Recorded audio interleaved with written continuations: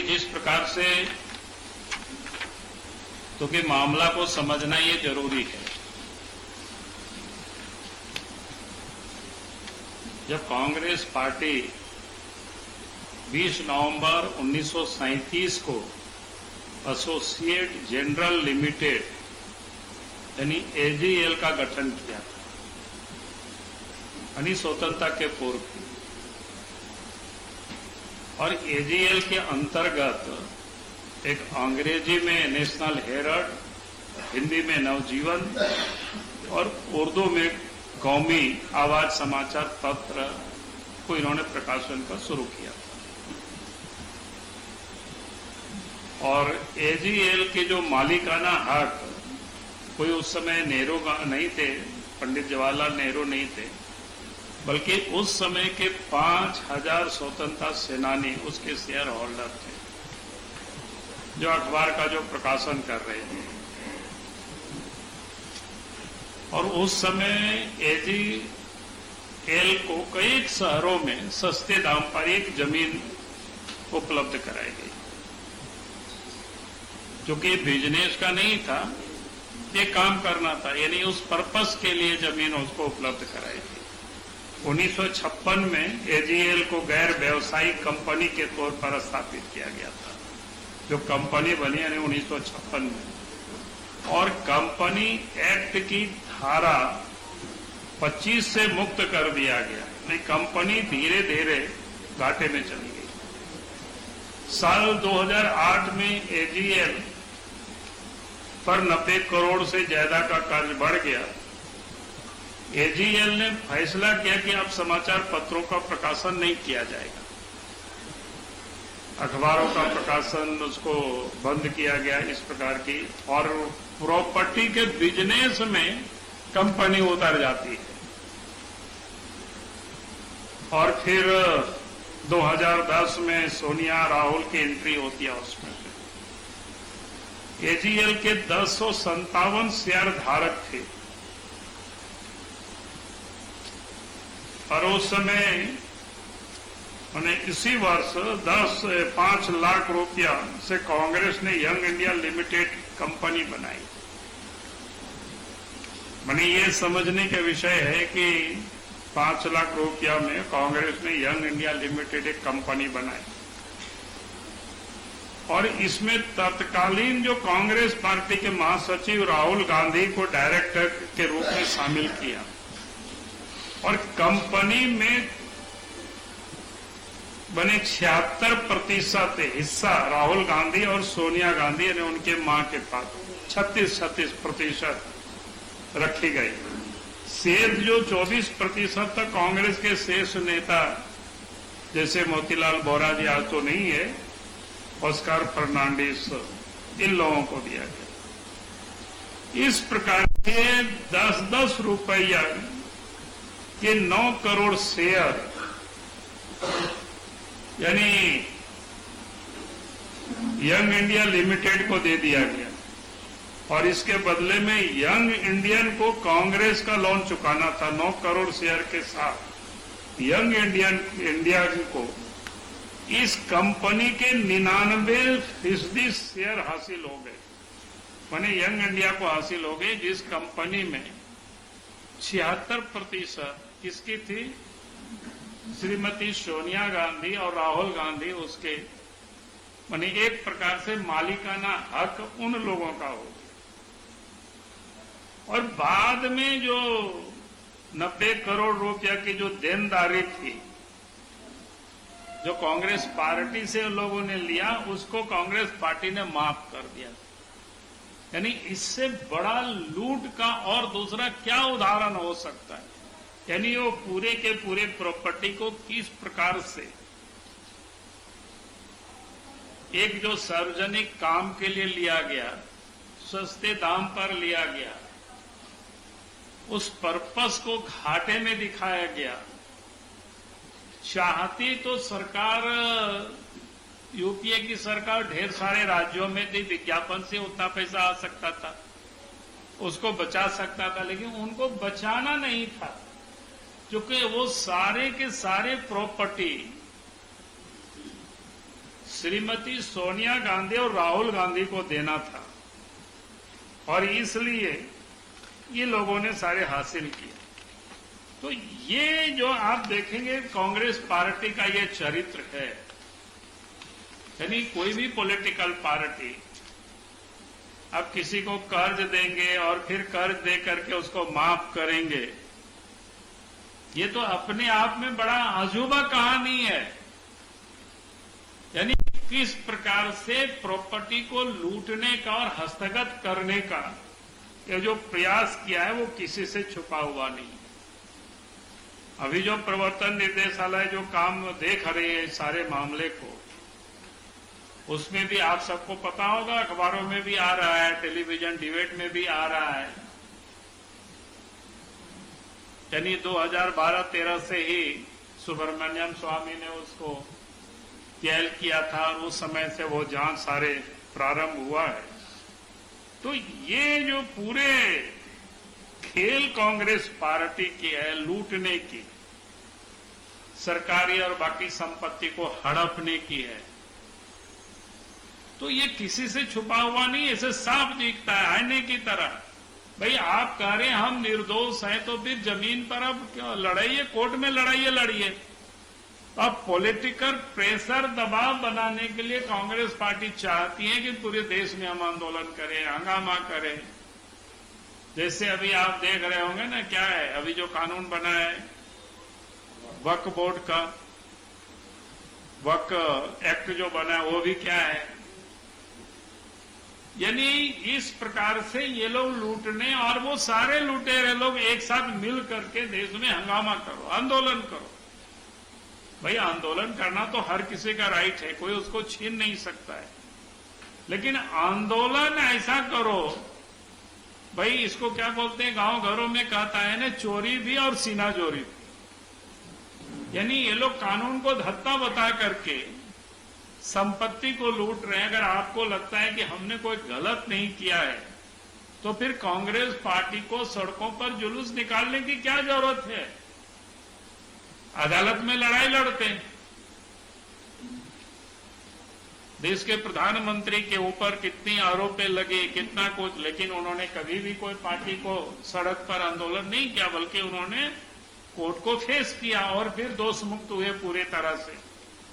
तो ये जो ये लोगों ने पूरे देश में, यानी वो आज के तारीख में 2000 करोड़ से अधिक की वो संपत्ति है जिसको वो अपने नाम से वो कराना चाहते हैं। तो आप सोच सकते हो कि इससे बड़ा और लुटेरा क्या हो सकता है, और किस प्रकार से कांग्रेस और यानी आज तो इंडिया अलायंस कहते हैं कि उसके गठबंधन की सरकार है, वहां किस प्रकार से ये लोग लूटते हैं पैसे को, उसका एक नमूना झारखंड के बारे में मैं आपको बताऊं।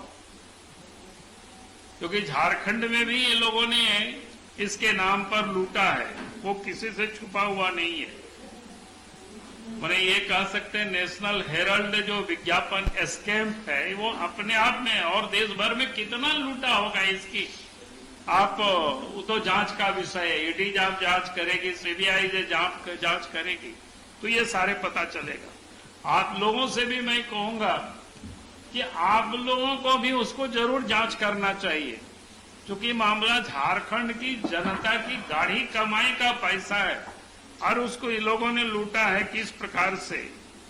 उसमें से एक उदाहरण आपको बता रहे हैं। एक इवेंट था 9 अगस्त क्या बोलते हैं 2024 को, उसके लिए नेशनल हेराल्ड में जो विज्ञापन कब छपा है 11 अगस्त को 2024 को, यानी 9 अगस्त को इवेंट हो गया, कार्यक्रम हो गया। झारखंड सरकार ने विज्ञापन दिया उसके बाद, और इस अरे कार्यक्रम क्या था आप लोग खोज लीजिएगा ना, सब काम हम ही करेंगे तो आप लोग क्या करोगे, आप लोग पत्रकारिता करते हो, इसमें खोजो उसमें से। और 11 अगस्त को उसमें अखबार में छपता है। मैंने सब कुछ कार्यक्रम हो गया था और उसके बाद कार्यक्रम में छपता है उस अखबार में। फिर उसी प्रकार से 19 तारीख को 19 जनवरी 2024 को एक इवेंट था और 21 जनवरी 2024 को छप रहा है। इवेंट हो चुका है और विज्ञापन उसके बाद में छपाया जा रहा है। ये है झारखंड की सूचना प्रसारण मंत्रालय और कांग्रेस पार्टी के लूट के कहानी में। तो दो कारी उदाहरण आप सब लोगों के पास दिया। आप लोगों से मैं कहूंगा कितनी विज्ञापन कब कब छापा है, कब कब इवेंट हुआ, ये पता करो। आपके यहां जो पीआरडी ऑफिसर उनसे पूछो। और इसमें भी जिन लोगों ने छापा है किस निर्दयता से जो लूटा है, तो सीधा लूट है भाई। जिसका तारीख सब कुछ समाप्त हो गया फिर उसको छापने की क्या मतलब है। तो इसी प्रकार से इन लोगों ने पूरे देश को लूटा है और जनता की गाढ़ी कमाई का पैसा को ये लोग खाते हैं। और जब उनके घर में जब ईडी जाती है, ईडी उनसे पूछताछ करती है, तो फिर ये लोग कहता है कि नहीं, हम परेशान हम लोगों को किया जा रहा है। हमने सिर्फ मात्र आज 2 घटनाओं का थोड़ी सी आपके समझ उल्लेख किया है। मैं समझता हूं कि इस प्रकार की घटना झारखंड के कई एक राज्य, देश के कई एक राज्यों में हुआ होगा, खास करके जहां यूपी है या इंडिया गठबंधन अलायंस की जहां गवर्नमेंट है। तो ये लूट के एक उदाहरण मैं बताया और इसीलिए हम चाहेंगे कि भाई इस प्रकार की जो लोगों ने लूटा है ये किसी से छुपा हुआ नहीं है। अब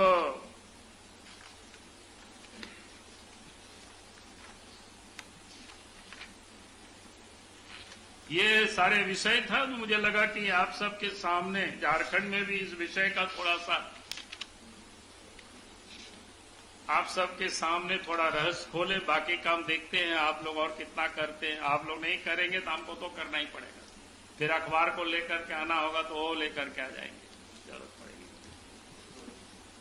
चलिए वक्फ बोर्ड के मामले से ध्यान भटकाने के लिए राहुल गांधी और सोनिया गांधी का ये हिराल वाला मामला मिला। और यार इसका तो बेतुका मामला है। वक्फ बोर्ड से हमें हटाने के उसमें क्या है? वक्फ बोर्ड तो कानून बन चुका, उसमें हमको हटाना क्या है? भटकाने के लिए। अरे भटकाना क्या है? कानून बन चुका है उसमें। तो उसमें किसको क्या भटकाना है? उसमें लोकसभा से राज्यसभा से 1, 2, 3 बजे भोर को कानून पारित हुआ, वोटिंग हुआ, 12-13 घंटा बहस होने के बाद और इसके बाद देश के महामहिम राष्ट्रपति ने उस पर हस्ताक्षर कर दिया, कानून बन गया। अब इसमें भटकाना की क्या मतलब है? इसमें कांग्रेस का आरोप है कि बीजेपी फिर टूल की तरह इसका इस्तेमाल करके परेशान करेगी। अरे मैं कह रहा हूं ना कि उनको लगता है कि उनको अदालत पर तो भरोसा होनी चाहिए, तो अदालत जाए, अदालत में सारी बातों को रखे। सर यहाँ पे जो आपने मामला उठाया कि झारखंड सरकार की इस तरह के काम करती है, ये तो उदाहरण है। तो क्या हेमंत सोरेन की सहभागिता है, सहमति है उसको प्रकरण में? इसीलिए बोल रहे ना कि हेमंत सोरेन को भी जांच करनी चाहिए। देखेंगे, पता चलेगा ना। तो सहभागिता ही होगी, नहीं तो बाद में विज्ञापन छपवाने का तो कोई मतलब नहीं है। यानी एक प्रकार से पैसे उनको दे रहे हैं। तो ये तो जांच का विषय है कि कितना पैसा पिछले 5 वर्षों के दरमियान नेशनल हेराल्ड को गया है। राहुल जी ये कहना है कि बिहार का चुनाव आने वाला है, इसलिए जो इंडी अलायंस के नेताओं को अरे भैया, चुनाव तो प्रत्येक साल आ रहा है। नहीं, मैं वही तो कह रहा हूं ना। अभी चुनाव समाप्त हुआ, फिर चुनाव, अगला साल भी चुनाव होगा। इसीलिए तो बीजेपी कहती है कि भाई एक साथ चुनाव होना चाहिए। डर सताना है कि इसलिए बड़े-बड़े नेताओं को भीतर करना। नहीं, बड़े बड़े नेता को भीतर करना, भीतर बीजेपी थोड़ी करती है। भीतर करेगी तो कोर्ट करेगी, अदालत करेगी, कानून करेगी। इसमें हम और आप कोर्ट किसी का आप पकड़ करके आपको ले जाने जा सकते हैं कोर्ट में। पहले किसी को भी गिरफ्तार करती है तो पहले कहां जाते हैं? जज के साहब के पास। और जज साहब पूरे विषय को सुन लेते हैं, समझ लेते हैं, कहा इनको जेल भेजने लायक है, तब फिर वो जेल भेजते हैं। पूरा कहा जा रहा है आप लोगों के पास अरे भाई रिमोट बोर्ड का कहाँ है भाई? वोट है एजेंसियों का। एजेंसी का क्या, इसलिए तो कह रहे हैं ना, एजेंसी स्वतंत्र है। और लालू जी को किसने भेजा, शिबू सोरेन को किसने भेजा, तो पूछ लीजिएगा इन लोगों को। हेमंत सोरेन जी केंद्रीय अध्यक्ष बन गए और वहां से बार-बार अरे भैया वो तो पता ही है, वो तो पता ही, उसमें कौन नई बात बोल रहे हो? बार-बार आग बता दीजिए कि अगले 20 साल भी वही रहेंगे, ये भी पता है दुनिया को। बार-बार हेमंत सरकार का नारा भी उसी मंच से दिया गया। अरे बस अगला 2029 में वो लोग विधानसभा के मुंह नहीं देख पाएंगे। सर तो महाधिवेशन में उन्होंने कहा कि अगली बार चलो भैया आज जितना विषय है उतना ही लो, बाकी विषय छोड़ दो आप। सर मुर्शिदाबाद से और बंगाल से अभी भी शरणार्थी बन के लोग साहेबगंज में और पाकुड़ में आके रह रहे, क्या कह रहे हैं? वो तो बिल्कुल स्पष्ट दिख रहा है ना, कांग्रेस पार्टी क्या कर रही है, उन्हीं के पार्टनर है।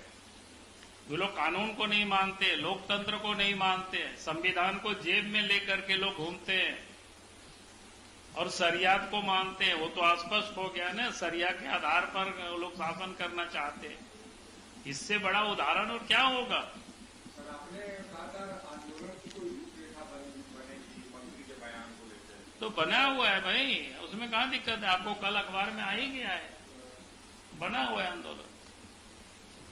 चलो आज जो विषय था उसको लीजिए, बाकी विषय में